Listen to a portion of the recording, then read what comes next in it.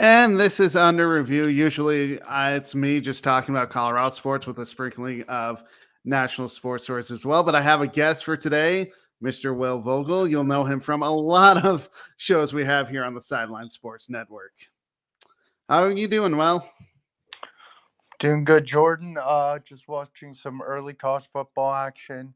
Probably watch some later along with the World Series. So Well, you it's guys, a crazy time in sports. I think forgot what it's called. Whereas NHL's on, MLB, not NFL, basketball and baseball are like all corresponded in one day. it's to me, it's probably the best time of year. Like you said, you've got the NHL back. I mean, of course, my team is defending Stanley Cup champions, I should say. You got baseball, World Series. I mean, there's nothing better than watching baseball in October. I wish my team was in it, my two teams, I should say, but they're kind of Same. bad. Your team had a chance, and we won't talk about them really, but we'll talk about a player. Of course, basketball. I mean, I have the Nuggets who, they're playing okay. They're one of the They're teams that gelling. they They're are gelling. gelling exactly. And then, of course, football. I mean, football hasn't been too kind to me, but hey, you know what? It's the best time of year to watch college football and the NFL. There's nothing better. Even when your team stinks, it's still so much fun to watch. Well, that's the thing is I care so much about watching my team, even if we're bad. But it's just like Same. the thing Same. is there's only what 17 games. I mean, that's the thing is like I can handle a loss a lot better in hockey or basketball or baseball just because there's not that many. Football, it drives me nuts when my team loses, but you know what, we watch it because why? There's only 17 games. You gotta love it, and it's any given Sunday, even though that we have games on Thursday and Monday. Yep. And we've talked about in our pregame, or not pregame. Well, it was kind of a pregame, but our before our show, just talking about how bad of a product some of the Thursday and Sunday night and Monday night games are. But you know what? We'll have another show where we discuss that. But let's get into this World Series. I mean, we had Game 1 last night. I mean, honestly, I was not surprised that the Astros, I should say, went up 5-0. But I will say in my show that I did yesterday by myself, I did say that with these two offenses, if you get a lead, it won't matter because the other offense can come back. And that was certainly true last night. I was really surprised, though, that I didn't realize this, that when the Houston Astros are leading by 5+ runs in their history going into last night, we're 29-0. Wow, I didn't know that either. I just found that on Facebook. It must have been on the telecast last night, but I must have missed that. But 29-0. But you look at the Phillies, this is what they've been doing all postseason long. They do not give up. I mean, you look at that lineup with Kyle Schwarber, Bryce Harper. I mean, you look at it, and they came back from a 5-0 deficit to tie this at 5. And you'll remember, because you listened to the Confidential, I never thought the Phillies would go this far. By the way, Confidential is our Cub show here on the Sideline Sports Network. And Will knows for sure, I think you were part of that show too, where we said there's no way that the Phillies are going to go this far. Well, they proved us wrong. But if you look at the Phillies, they battled back. They got it into, extra innings and took the lead. I think that was big, though, if you look at the top of the 10th to get that home run. That was huge. That was a huge momentum shifter. That was definitely drove them to win. And I agree. Like no one I know thought the Phillies were going to go this far. Like I didn't even have them this far. And yes, I knew they had Nola and Wheeler and Castellanos and Schwarber and Harper and Hoskins and a bunch of other players. But I thought they were going to run into some trouble. But this team fought a really tough deficit and beat one of the best pitchers in the game, which is Justin Verlander. And getting this statement win is huge because number one, you're up 1-0 in the opposing team's ballpark. You play them the next day, so you're riding that. So it gets in their head. And number two, Oh, when you're on the road, it's so tough playing in a home, an away environment where you have, especially. I don't know. I don't think I don't know how many of these guys on the Phillies have World Series experience. I don't think a lot of them do. Maybe one or two, maybe three. I don't know. I But know, obviously Kyle Schwarber is the only one I Schwarber can name. does. Schwarber does. Harper doesn't. But they still suck in the moment. The lights doesn't get too bright for them. They handled adversity really well. When it was 5-0, I was like, oh great, this is gonna be a 5-0 game, end at 5-0. But they um they fought hard. That catch by what was it? Who made that catch? Castellanos. Wow. I was like, if that ball drops, game over. It was this close too, and you saw Nick Castellanos coming, and he slid, and you know what? He caught the baseball. But if you look at it, I mean, the area that I look at that for the Astros, they were 2 for 8 with runners in scoring position. That's not like the Astros team we've seen this year. I mean, they have Jose Altuve, Jordan Alvarez. I mean, I could keep Alex Bergman. I mean, I could keep going on with their team. And it just seemed like when they needed the timely hit, it didn't happen. No, no, And then not if at you all. and then if you look at tonight's game, Philly is playing with house money. The reason why I say that is, and I think you would agree, It's a good pitching matchup. I like yesterday's pitching matchup. I also really like this pitching matchup. Wheeler against Valdez. That's gonna be a fun one to watch too. it really is. But if you look at it, I mean, Phillies, you're playing with house money. You could easily go up 2-0 heading home. Going up 2-0 and then you can go home. What an advantage that would be. It really would be. And then you look at it, you go up 2-0. Houston's gonna press, in game 3 and who knows what happens if they win, if Philadelphia ends up winning game 3, which I don't know if they will, but you do have the home crowd, and then you're up 3-0. That's so much pressure on Dusty Baker and all that, the Houston Astros management plus their players. But it's really If you're important for I'm calling it right now. If you're the Astros, you can't afford. And I'm not an Astros fan. I'm a Yankee fan. I don't like the Astros, but I'm saying this for the Astros perspective. You do not want to go down 2-0. that's You exactly do what I was. not want to go down 2-0. Sure, there's miracles, teams coming back from 3-0 deficits, 2-0 deficits. But you just had Justin Verlander, who struggled, and you have Framber Valdez. Yes, I know you're going against Wheeler, who's one of the best pitchers in the league, the second best ace on the Phillies. But you can't afford to go down 2-0, especially when the next game is on the road. Exactly. That's why I'm saying Philadelphia's playing with house money. There's pressure on Houston. Now, did like you were saying, it was 5-0.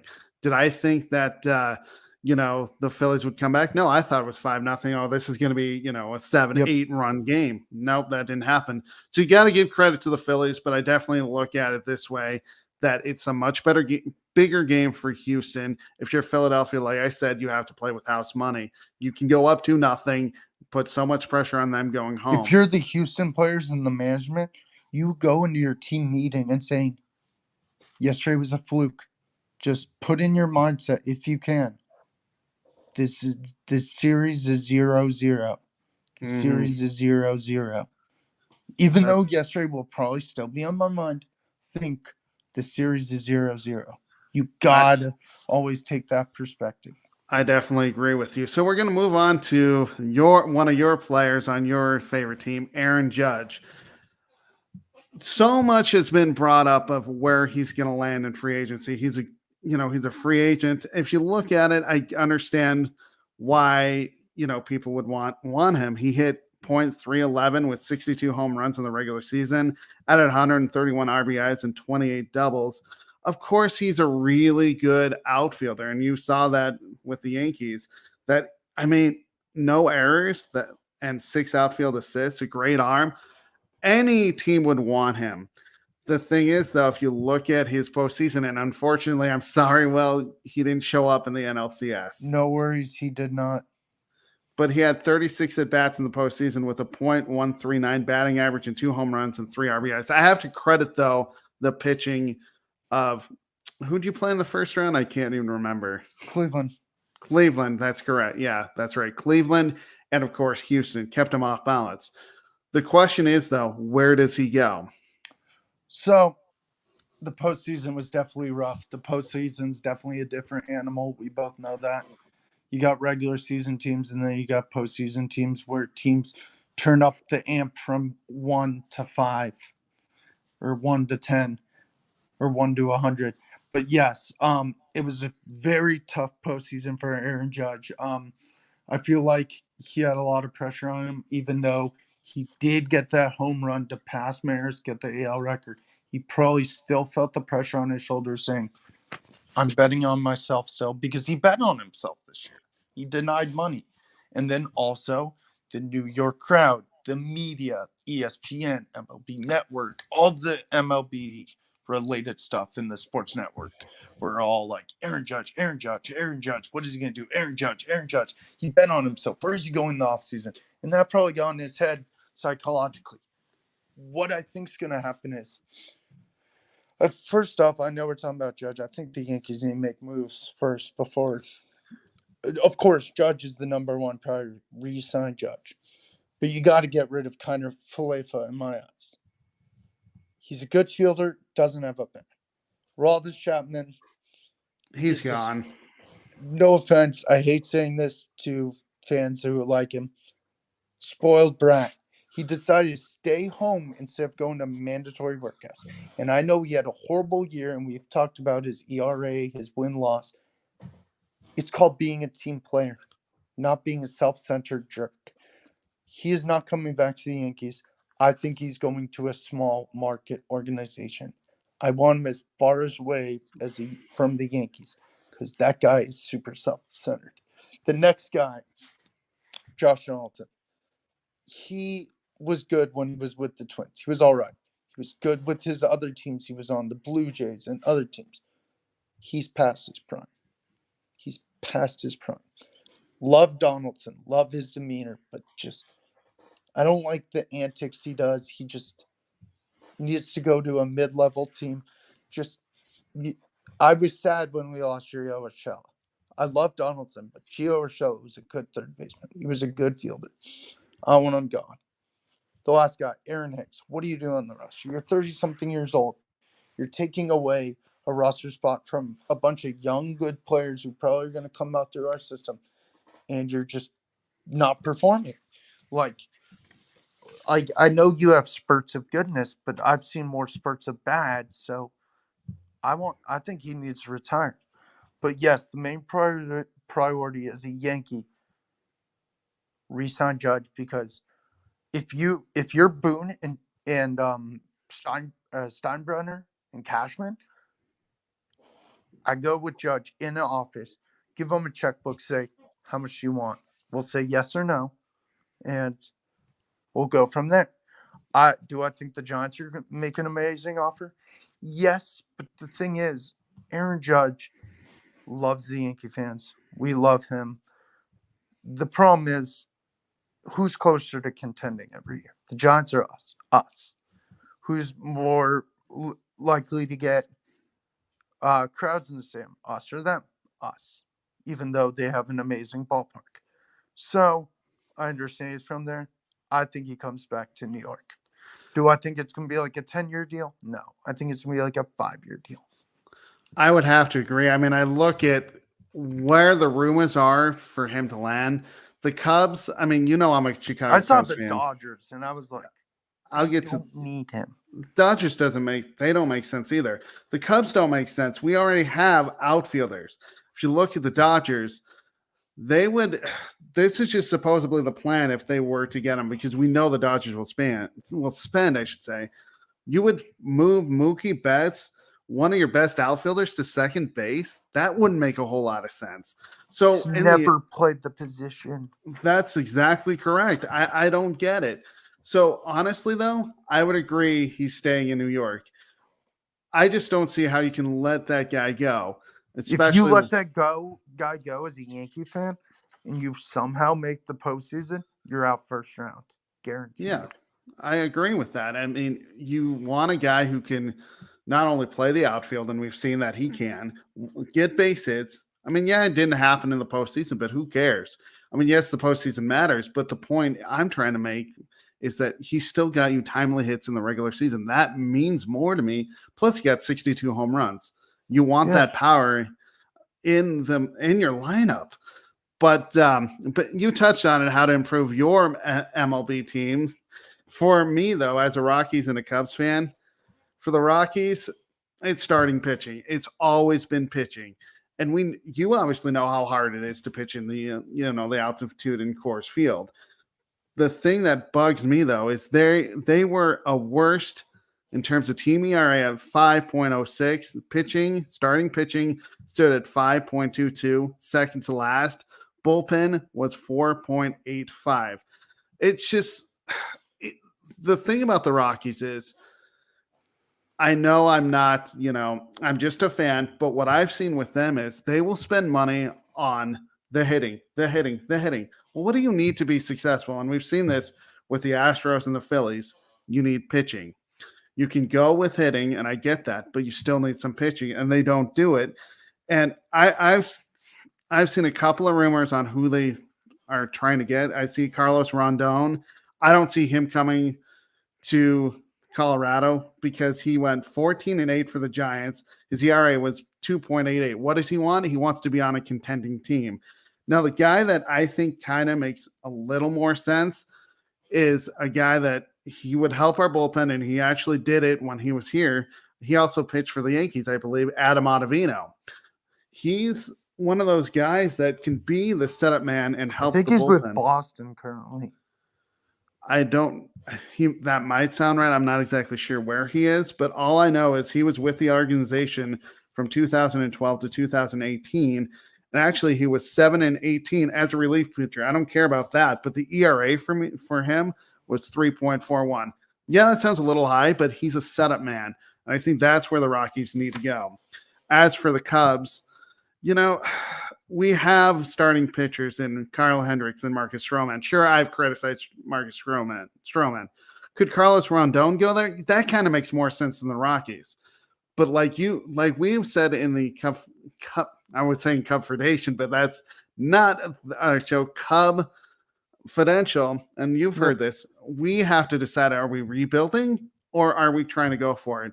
Supposedly, from the front office, they said that we're going to go all in and try to be very active. How active? I don't know. But could Rondon make sense? Yeah, sure. But then at the shortstop position, we have been linked to Trey Turner, Carlos Correa, and Alexander Bogaerts. Wow. I don't know. Correa is going to be an interesting one. Trey, I just can't see Trey leaving LA. I can't either. And then Bogaerts, I mean, that's the wild card there. Bogaerts, the Red Sox. I talked to a Red Sox fan real quick. I'll say this. If you have to choose between Bogaerts and Devers, great player, both of them, and I despise the Red Sox, you got to keep Devers. Bogaerts, yeah, I think Bogaerts is going to go do a decent team. I think Bogaerts is the guy you move on from.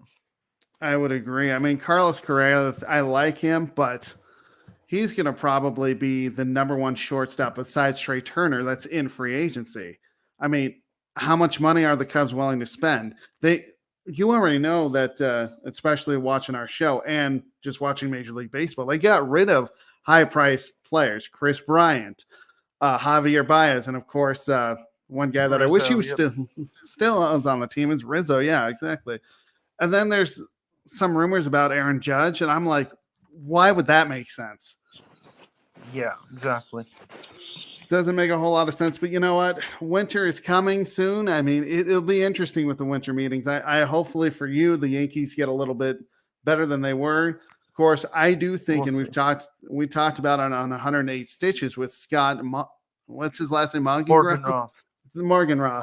That if Boone doesn't get it done next year, he is gone. So it'll be interesting to see what they do there. As for, the Cubs and the Rockies aren't going to be spenders. I already know that. They may spend a little bit here to get pitching, but that maybe get pitching. Cubs, I don't know what they're going to do. I've heard so many things. I even complained on 1 108 stitches when we got to do a little bit of a rant. I said, tell us what the plan is from the ownership and from Jed Hoyer, the general manager. Whether or not we'll get that answer, who knows? But we'll see once the winter meetings hit, because that's the time where you really have to spend if you're going to be not being a rebuild. But I honestly think the Cubs are in a rebuild, but we'll see how much they spend. So we're going to go on to the NBA, one sport that you and I know well since we're on the NBA carousel here on the Sideline Sports Network, which will be on Mondays. The rumor is we're going to start in January, but what the heck is wrong with the LA Lakers? They're 0-5. Don't get me wrong. I like how the Lakers are playing bad. And I will say, when they got Russell Westbrook last year, I think all of us agreed it wasn't going to work. So I'll go real quick. Russell Westbrook. What is Russell Westbrook? In my definition, a ball dominant guy. What is LeBron James? Oh, I don't know. A ball dominant guy. You got two ball dominant guys on the same court. Doesn't work like that, NBA. Oh, we're going to play hot potato. Who's going to lead the ball? Who wants the ball? Who wants the ball more? Oh, I don't know. Who carries it up the court? LeBron James. Like you said, we all thought it was going to be a disaster when he went. I thought it was a total disaster too, because you got two ball dominant guys. Russell Westbrook, I'm sorry, you're past your prime. If you want to show that you're worth it, you're either going to get traded or you have to run with the second unit. And I don't know if you want to take a back seat to Pat Beverly.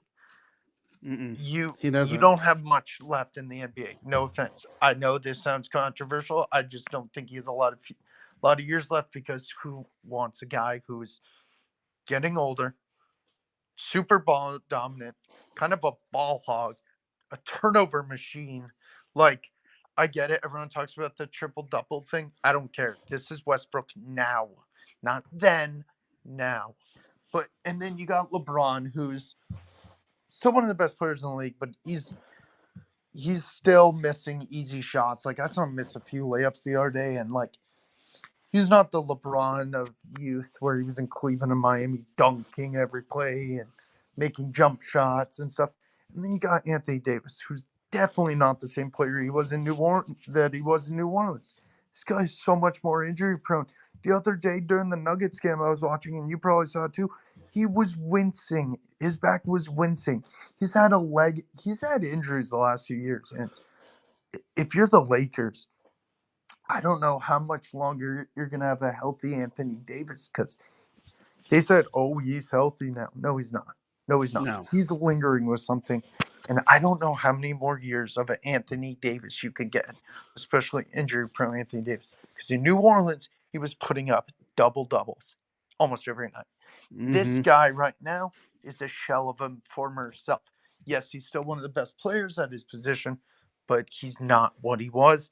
And the Lakers bench is not that impressive. Like, sure, you got Pat Beverly, a good defender, and you got like decent role players, but at best, the Lakers are a play-in team. Do I think they're going to make the play-in?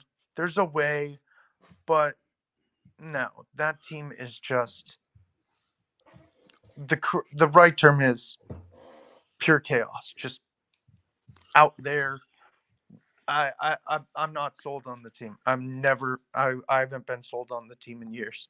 No, I haven't either. And that's the thing is, though, you're gonna have to blow it up at some point. I mean, you're 0-5 right now. I don't know when they're gonna get another they're gonna win. make trades. They're gonna make trades. They have to. They're gonna have to. I agree with you.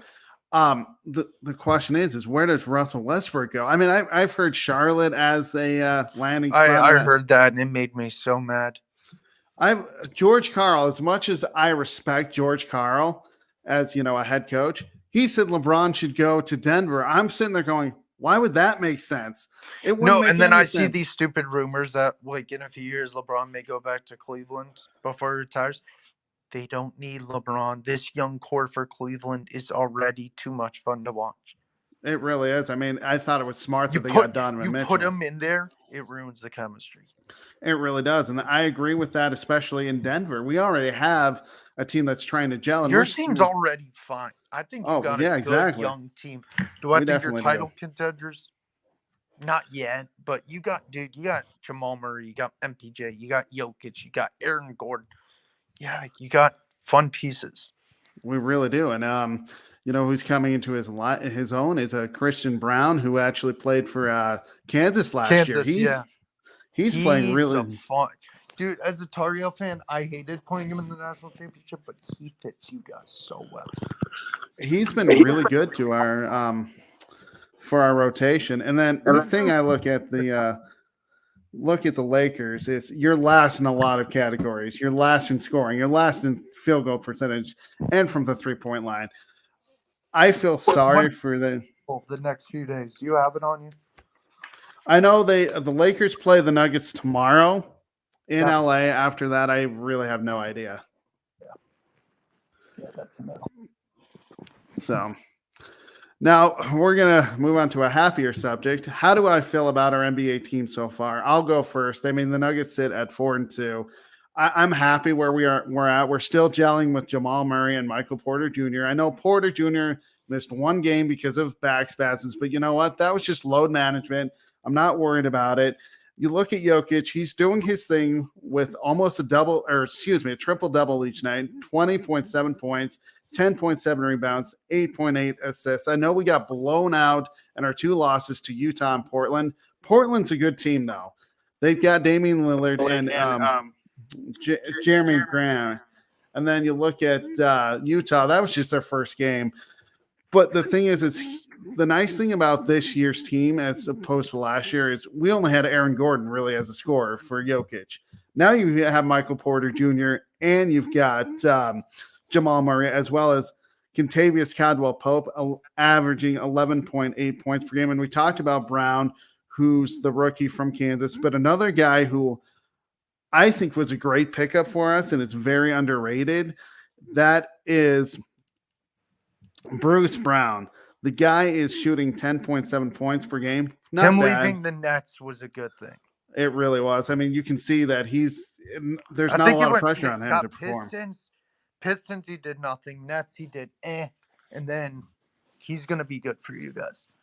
I'm excited about him. I mean, granted, we're just starting to gel, and this team, I'm going to say it's going to be at least top 6. I want to be a top 4.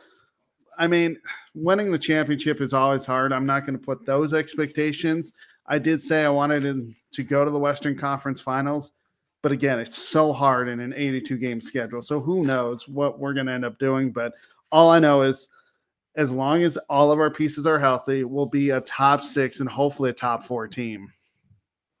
Yeah, as you know, I'm a Hornets fan, and we haven't had LaMelo Ball because he got hurt in the preseason, or I think maybe preseason. And I think we're expecting him back soon. I can't remember when, but it was like a 1 to 2 week thing. It wasn't terrible. The guy who shocked me, and he's from North Carolina originally, went to North Carolina State, is Dennis Smith Jr. When we signed him, I was like, this guy got passed over by the Mavericks because he used to be just a dunker. The Knicks, he was like the third string, second string point guard. So I saw we signed him. I said, okay, we're just signing a hometown boy, whatever. I don't care, whatever. He's going to struggle. He's actually playing really well lately. He is surprising a lot of people, like putting up double-digit points and like helping, whether it's on the bench or starting in place of LaMelo Ball until LaMelo Ball comes back, because then he'll probably lead the second unit. The other guy is Nick Richards. A few years ago, we drafted him. We never really gave him a chance because we drafted Vernon Carey Jr. and we were like, oh, we had Plumlee, and we're like, oh, we're not going to give this kid minutes. And I'm like, why? This kid is actually really good at Kentucky. This kid's actually exploding now. He's like doing double doubles off the bench, and he's playing well, and he's finally getting the minutes he deserves. And the other guy, I don't know if you would call him a surprise, but he is emerging because we don't have Miles Bridges is PJ Washington. And PJ Washington is good for maybe like 10 to 15 points per night. And he's playing well. And I'm surprised they're playing pretty well. The Hornets, I can't remember what their record is, but 2-3. They're 2-3 right yep. now. And it's going to be 2-4 because we're going to play the Warriors tonight at home. I'm not going to the game. Ooh, that's going to be a tough game. I normally go to the game because Curry comes home, but I'm not going tonight. But that I think we're gonna lose. And then Halloween night we play the Kings, and I think it'll be a toss-up game. We can either win that game or we can lose that game. But yeah, how far do I think we're gonna go this year? I don't know. I think we're maybe an 8th seed or a play-in team, maybe 7th seed at best. I mean, you're 2-3. You guys are, like you said, you're missing one of your best scorers, LaMelo Ball. But I mean, you still have Terry Rozier there and Gordon Kelly Hayward. Oubre, Gordon Hayward, yeah. So you guys are going to be fine. I mean, whether or not you're going to make the playoffs as a top 6 team, who knows? I think as long as Steve Clifford gets the the rotation. I did not like that hire. Believe me, I completely agree. But as long as he gets his rotation going, I think you guys are going to be fine. It's really hard. It's to judge a team, 4 or 5 games in, unless you're the LA Lakers who are 0-5. But yeah. So let's finish up the show with our surprise teams a week in. I'll let you go first. I actually have a few. I cheated. The Wizards having a winning record. Like, did I think they were going to suck? No. Did I think they were going to be great? No. I know you got Bradley Beal and a bunch of other good players. The other ones that are shocking in Utah, without Gobert and Mitchell, how are they winning? This is insane. The surprise bad teams are the Sixers. I don't know what's going on with Sixers. I've actually got a few. The Clippers and the Miami Heat. The Heat are supposed to be one of those top teams. And the Clippers are too, because I've seen prediction where people are like, "Oh, they're going to the Western Conference Finals." Blah, blah, blah. No, they're good, but they're not that good. But like, I was shocked because they have Paul George and Kawhi Leonard, and then the Heat have Jimmy Butler, Duncan Robinson, Tyler Hero, Kyle Lowry. Like, it's supposed to be Bam Adebayo, one of the best teams in the East, but they're just, I don't know what's with them. They're just starting off struggling. What about you?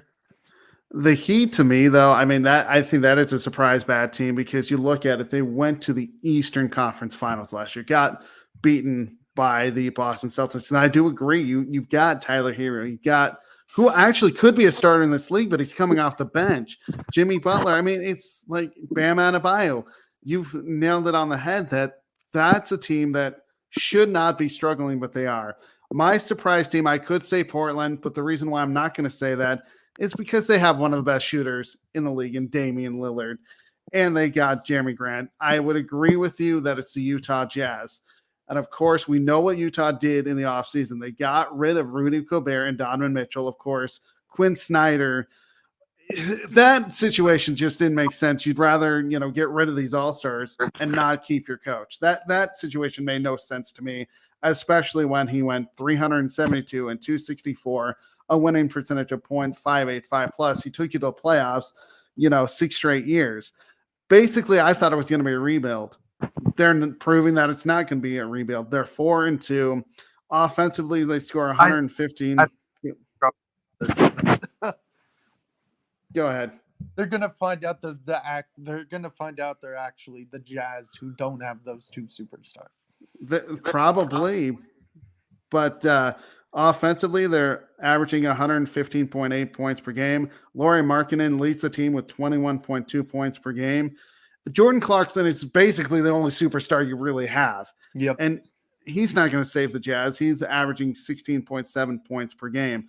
Do I think this is going to hold up? No, I don't think so. But they're still a surprise team because they're 4-2.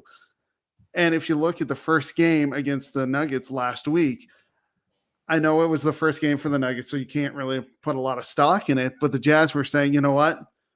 We know we don't have these superstars. Let's play team basketball. And that's what they did. But honestly, you're going to need more than Jordan Clarkson and Lauri Markkanen. They're going to find that out pretty darn quickly. But I mean, How about their again, ugly jerseys, Jordan? The yellow ones. Ugh. yeah, not I'm good. like, what am I seeing? A running highlighter on the floor? So, yeah, I would agree. The NBA, I love what they do with jerseys, but sometimes they go way too far. That jersey's ugly. It's just plain yellow. It is not great. But speaking of jerseys, I don't know if you've seen the jerseys at the Broncos. If you don't know, I'm a Broncos fan. They're playing in London tomorrow, and the jerseys are. I don't like them. They're completely terrible. It's the I'll have to white. look them up. It's the white. I'm fine with the white jersey, but then it's the blue and orange pants. It's like going on Madden and switching what color you want for your. That's so stupid. It is. I mean, I'm like, if you're gonna do blue and orange at least and white, no, don't do that. Do blue with the orange, stripe with either the orange jersey or the blue jersey, not white and then blue pants. It just, No, that I don't doesn't know. look right. It looks awful, and we're getting criticized. I don't know if that was general manager George Patton's idea, the ownership group, or Nathaniel Hackett being, oh, okay, let's just combine the two jerseys. Or someone because just forgot to pack the tops. I know it doesn't make a whole lot of sense, but it is what it is. Hopefully, if they win, why not use the combination more? But if they lose, yeah, I don't like it. Yep. But it is what it is. And, the NBA and the NHL, I will say, are probably the two best leagues in terms of coming up with jerseys, because what are fans going to do? They're going to go out and buy them. So, I mean, it's a great thing that, they come up with these concepts. I looked at the Nuggets new jersey that they're going to have for, I don't even know, special games, I guess. And honestly, it's just Denver with the old Denver sign. I don't like in the 90s and early 2000s before we changed our jerseys, but it's just that and it's white. It's like I don't see much difference here, but I got to credit to the NBA that they do a lot of interesting stuff with jerseys. Yeah, they do. But that wraps up this under review. Will, why don't you tell people where they can find you and follow you? So you guys can find me on Monday nights during in probably January, the NBA Carousel. Tuesday nights on the South Florida Tribune show called 108 Stitches Baseball with Jordan, Scott, and I, and a few other guests. Then Thursdays, the Sip Off hosted by Megan Price and Jahan Phillips. And then Sunday nights, Basket Bros. I really encourage people to watch Basket Bros just because it basically takes you back to your childhood. I mean, sure, you're going to hear Jacob Krishner talk about Larry Bird and Michael Jordan, but you're still talking about We're basketball. actually bringing up a current topic this week. What's that? I think it's like modern coaches. Is it their players that are not buying in or something like that, or is it them? You know and what? Jacob thought of it, and I was like, okay. That actually does make sense, because if you look, I'm just using the New Jersey Nets or Brooklyn Nets, I should say, as an example with, what they had. Why isn't it working with Jason Kidd? Is it him or is it the players? That is a very good point. I'm kind of interested to hear what you guys have to say about that. Yeah, I'm interested too. So as for me, you can find me on the NBA Carousel. I was the representative of the Phoenix Suns. I don't know if I'm going to do that anymore, but I do the Denver Nuggets as well, my hometown team. On Tuesday nights, I am on with Will on the South Florida Tribune with 108 Stitches, and it's just a baseball show, and it's very informative of what we think of what's going on with baseball right now. Thursdays, the NFL Carousel, which is Alex Fleming's NFL Carousel, hosted by Eric Wilson. And then, of course, I have my own show that I do usually on Fridays that I post on Network on Saturdays called Under Review. Of course, this is what Under Review is. And then I also have a blog that I write Mondays through Thursdays with podcasts on Fridays at sports-scoop.com. And of course, follow me on Twitter at SportsScoop1. Well, that does it for this edition of Under Review. Have a great week. And if you watch the South Florida Tribune, please tune in for 108 Stitches on Tuesday nights, as Will and I will be on there with a couple of other guests. But otherwise, enjoy your Saturday.